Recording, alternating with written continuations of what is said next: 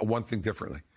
My job at that moment, when you saw that picture, we had over $35 billion in damage done to our state.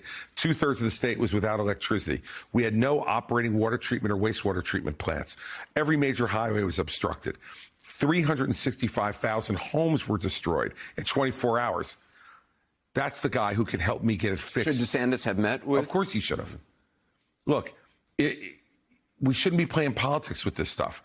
But Governor DeSantis has always played politics with this. He voted against Sandy aid in 2012 as a member of the House, and now he wants aid. You know, this is the hypocrisy that everybody sees in politics and why they're looking for someone who will just tell them the truth. I'm trying to tell the people in that camera the truth tonight, which is if I had to do it all over again 11 years later, and I know it was 6 days before the election, but I was governor of New Jersey, and my job was to make sure my state got rebuilt and my people were covered as quickly as possible, and I couldn't do that without the help of the President of the United States.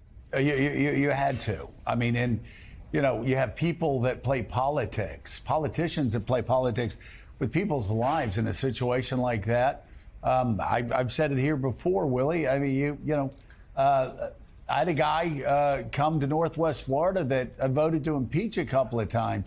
And he's a guy that when he was there,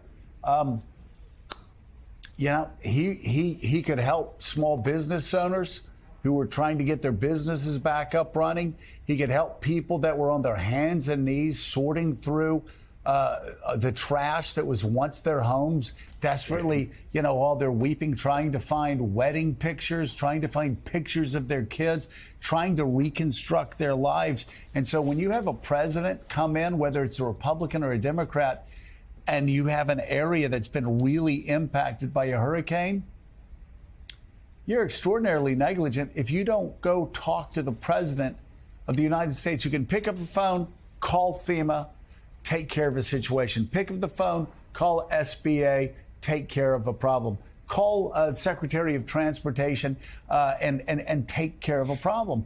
And the fact that Ron DeSantis would be so negligent to not meet with the president is just asinine. It's just like if Chris Christie hadn't met with Barack Obama during Sandy.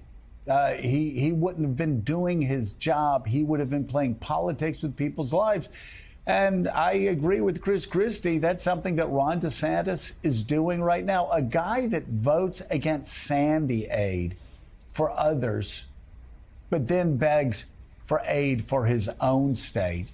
It's just, it's why people hate politics. It is. And anyone who doesn't live their life through the lens and prism of politics says, well, of course, Chris Christie welcomed the president of the United States. And the idea that it was Chris Christie's handshake as the president stepped off that helicopter, his handshake that cost Mitt Romney the 2012 election, was then and is now incredibly dumb political analysis. But it's something they've used. And we heard Vivek Ramaswamy use it in the debate 2 weeks ago, saying, why don't you come give me a hug, just like you gave Barack Obama, just sort of so reciting what he thinks hits all the right notes. That was, of course, former New Jersey Governor Chris Christie criticizing Ron DeSantis for not meeting with President Biden when Biden visited Florida to survey the damage caused by last week's hurricane there.